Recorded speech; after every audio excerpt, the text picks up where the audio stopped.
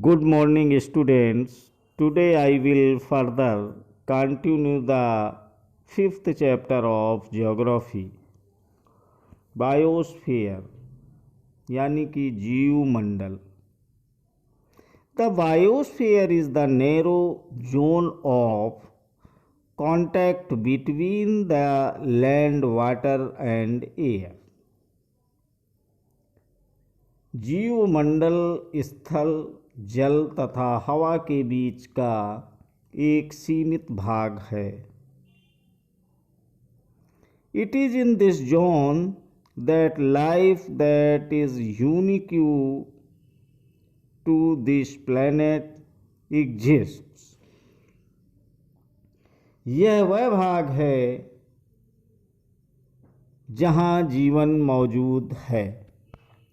There are several species of organisms that vary in size from microbes and bacteria to huge mammals. यहाँ जीवों की बहुत सी प्रजातियां हैं जो कि सूक्ष्म जीवों तथा बैक्टीरिया से लेकर बड़े स्तनधारियों के आकार में पाई जाती है. All the living organisms, including humans, are linked to each other and to the biosphere for survival. मनुष्य सहित सभी प्राणी जीवित रहने के लिए एक दूसरे से तथा जीव मंडल से जुड़े हुए. The organism in the biosphere may broadly be divided into the planet kingdom and the animal kingdom. जीव मंडल के प्राणियों को मुख्यतः दो भागों जंतु जगत एवं पादप जगत में विभक्त किया जा सकता है. The three domains of the earth interact with each other and affect each other in some way or the other. पृथ्वी के ये तीनों परिमंडल आपस में पारस्परिक क्रिया करते हैं तथा एक दूसरे को किसी न किसी रूप में प्रभावित करते हैं. For example, cutting of forest for fueling our needs of wood or clearing land for agriculture may lead to fast removal of soil from slopes. उदाहरण के लिए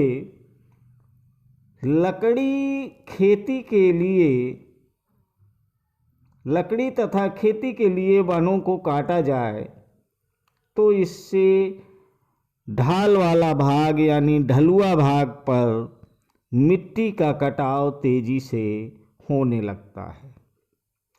similarly, earth surface may be changed due to natural calamities like earthquakes. इसी प्रकार प्राकृतिक आपदाएं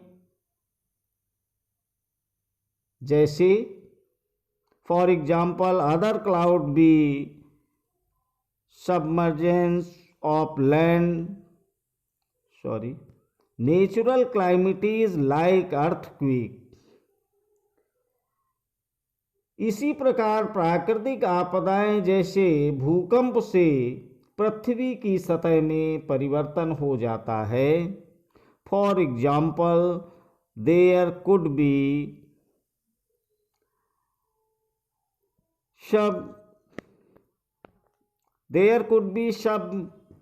submergence of land as happened in the case of tsunami recently. हाल ही में सुनामी के कारण parts of Andaman and Nicobar island were submerge under water. हाल ही में सुनामी के कारण अंडमान एवं निकोबार द्वीप समूहों का कुछ भाग पानी में डूब गया था।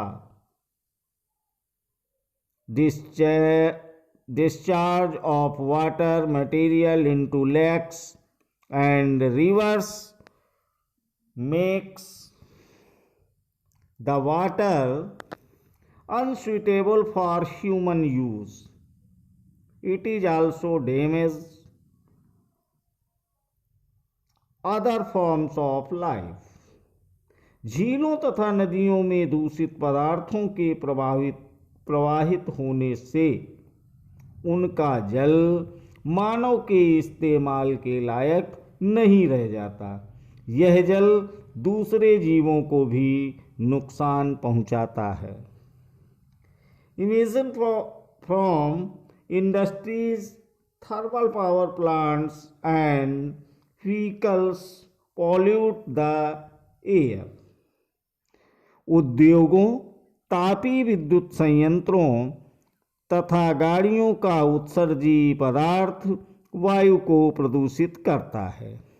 Carbon dioxide is an important constituent of air, but increase in the amount of CO2 leads to increase in global temperatures. Carbon dioxide वायु का एक महत्वपूर्ण घटक है, लेकिन कार्बन डाइऑक्साइड की मात्रा में वृद्धि के कारण पृथ्वी के तापमान में वृद्धि हो रही है। This is termed as global warming. There is thus a need to limit the use of resources of the earth to maintain the balance of nature between the domains of the lithosphere, the atmosphere and the hydrosphere. इसे भूमंडलीय तापन कहा जाता है और इसलिए भूमंडल, वायुमंडल तथा जलमंडल के बीच के प्राकृतिक संतुलन को बनाए रखने के लिए पृथ्वी के संसाधनों के सीमित उपयोग की आवश्यकता है। तो बच्चों, अब आपका ये पाठ समाप्त हो गया। अगले वीडियो में मैं पाठ 6 का रिवीजन करवा रहा हूँ।